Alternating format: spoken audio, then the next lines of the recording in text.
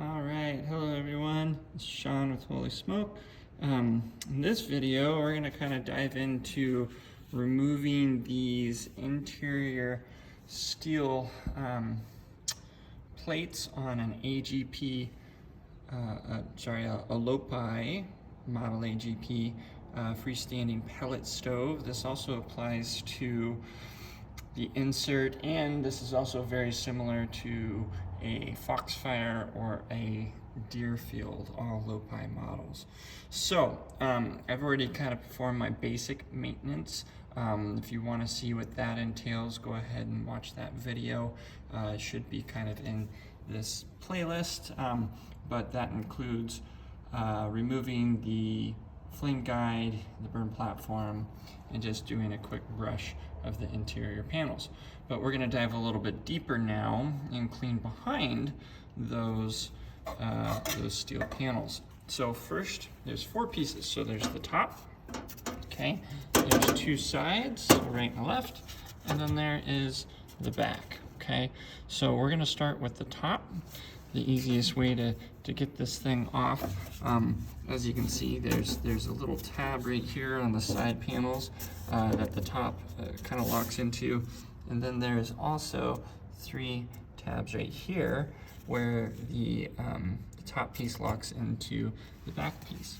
There are also front tabs on either side that the top piece locks into with the side pieces. Right there, okay? So in order to disengage this and remove this, I'm simply going to lift it up and pull it forward ever so slightly. And I'm going to continue to lift up and pull forward until I can swing the back, which is narrower. So the sides are slanted, so the back is kind of narrower. So I'm going to lift it up and swing this forward, and then drop it out of there, okay? As you can see, there's a lot of stuff falling down. This type of maintenance, if you are going to dive into this and do this, it should be done about once a month. The more often you do it, the better. This will help with the flow of the unit, efficiency, and heat output. It is certainly not needed. This unit will still run without performing this more in-depth maintenance, but it certainly helps. Okay, so I'm gonna remove this panel now. I want you to take note that this panel has a little kind of kick out or a bent tab at the front of it, and that is in the down position. So when it's actually in place, it actually sits level or flat, okay? So take note of that, because when we put it back in, that will matter. All right, so I'm gonna set this down on the hearth in front of me, and now we can remove the side panels, okay? So on these side panels, there is a screw or a bolt that holds the front portion in place. And then down here, I might need to get some light in here, hold on just a moment. So down here at the bottom, it's a little bit hard to see, but there are going to be tabs down here that the side pieces lock into. So I'm gonna hold this right here. Let's see if I can remove this up. So I'm just gonna simply lift it up. See those little tabs? There's little slits in that plate that those go into. See that there? Okay, so that's how that gets held into place. So what I'm gonna do is I'm gonna kind of grip the top portion of it here, and I'm gonna lift it up until I can pull it off of that bolt or that screw. And then what I'm going to do is I'm going to rotate this panel sideways and into the center of the firebox, and then I'm going to tilt it sideways and pull it up. Okay, so now with the other side, switch hands here. Okay, I'm going to lift it up, pull the front part out and off that bolt. I'm going to tilt forward, bring it to the center, tilt it sideways, pull it up. Okay, now the easiest one of them all, the rear panel. So this is really simple. There are 2 little tabs at the bottom, one on either side of the kind of the burn pot there. It simply just lifts up, and you kind of have to tilt it forward and pull it at the same time because of these flame guide, the flame guide pins there on either side. So it's best to, once you've lifted up, kind of get your hand under it here. Now, as you can see, I mean, I'm holding my phone, you know, doing the video with one hand and removing all these panels with the other. So once you get a hang of this, it's actually really easy. However, it's really easy to mess up as far as getting them out and getting them back in. Okay, so anyways, so now this exposes the rear compartment of the firebox. So we're gonna get in here with a brush, and we're gonna brush all of this ash and soot off and vacuum it out. While I'm gonna brush it down into the ash pan, dump the ash pan, and then I will we'll vacuum it out. Now, there's even some more in-depth maintenance that's involved, but that's typically done on a yearly basis. There are air channels back in these cavities here with these plates here and here that end up getting removed. This spacer or crossbar ends up getting removed. So there's a lot more to it on your annual maintenance. It's highly recommended to get that annual maintenance done. It really makes a big difference on the longevity of the unit, the efficiency, and overall heat output. One last little detail up above here in the top of our firebox, we've got our heat exchange tubes, okay, which get exposed once we remove the top panel. Now, in my basic maintenance video, I talked about using the rod to clean those, which if you remove this louvered grill here, it exposes this rod right here, which you use your pellet maintenance tool to hook into and pull that in so that the plate is outside of those tubes, as you can see there. But while I've got access from this vantage point, I'm also going to take my paintbrush and do an even deeper clean on those, okay? So now once everything's all brushed out, cleaned out, vacuumed out, now we got to get everything back in. So I'm going to jump to that part, and what that entails is pretty much the reverse of what we just did. So we're going to take our rear plate, we are going to insert it into the unit, we are going to get it back behind those burn platform tabs there, get the feet in, we're going to slide it down, and we're going to get the tabs. Before I do this, I'm going to clean off that tray so we can really see those slits there. So let me get this brushed off.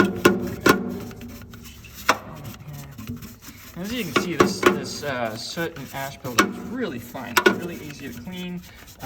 That's typical of a pellet stove. It's very common, and that's what you want. Now, if it's a situation where you've got really hard, crusty buildup, then there's usually probably something wrong with your appliance.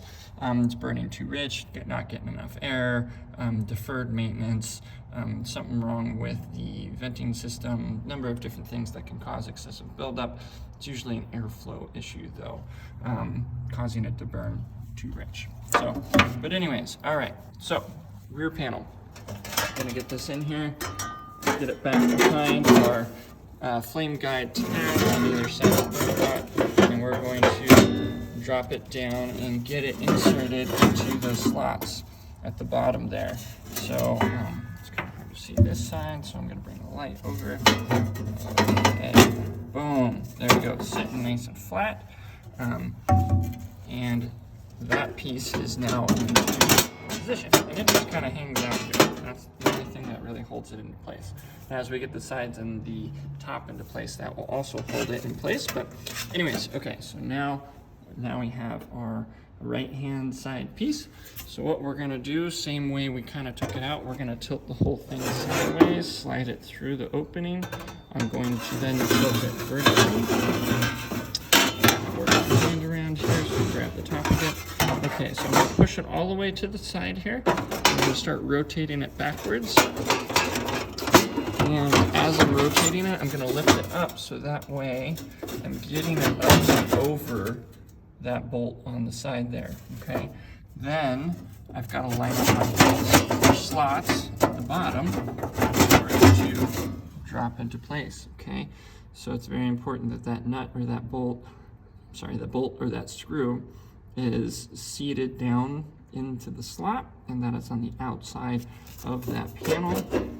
And it's also extremely important that this thing is sitting all the way down. Those two tabs are into those slots at the bottom, and it is also sitting in front of this tab here on the rear. So the sides sit in front of that piece, okay? All right, next one, we're gonna switch hands here. All right, same thing, we're gonna come in sideways, take it up, to the side, take it back, lift it up there on the side, get it over the bolt, and then we're going to jiggle it so it slides down into the slots down there, okay? All right, that piece is in place. Now the last one, the top. This is the most difficult piece, okay? So the way that this works, again, you need to really make sure that the tab in the front, or that bend in the steel, is pointed downwards. If it is in the upward position, this will not work. So make sure that it is oriented properly, okay? I am going to grab the bottom of this actually. So let's turn around here. Again, trying to kind of do this one-handed. Okay, so we're gonna get this into the firebox by kind of tilting it. Once it's in, I'm going to lift this thing straight up into the top of the firebox as much as I can. Okay, and then I'm going to tilt the back end of it up. So this whole thing is, the back end is sitting above the back plate. And now I'm gonna lift up the sides. And see that slit there? On either side, we need to get those tabs. So I'm going to slide this down. And we're going to get those lined up. Okay, this is kind of a challenge with one hand. Might take a little bit of work, but we are going to just kind of wiggle it and twist it until it all kind of locks into place. Okay, got there we go. Boom. You hear that? Okay, so now it fell into place. Okay, those tabs on the sides are now inserted into the slots on the top piece. The back portion is in front of the rear tab that flipped upwards. This goes in front of that, okay? And we have these three tabs on the top locking into the three holes on the back piece. And there we go, that is it. I'm gonna do it one more time, so to get the top piece anyways. Okay, so to get it out, kind of lift the bottom of it, tip up the front portion, okay, so I tilted that out, disengaged the sides, okay? And I'm gonna pull it forward a little bit. I'm gonna drop the back end out, get that plate vertical, okay? And then pull it out. Getting it back in, push it in just like this, push it all the way to the top, okay? And get it above those side pieces, okay? We're above there, okay? Make sure that the bottom is in front of that tab on the back piece. You see those holes, okay? And we're just going to slide it down and get those tabs into those receivers there. Okay, almost there. Just kind of have to wiggle it and jiggle it a little bit. Okay, pull it forward just a little bit.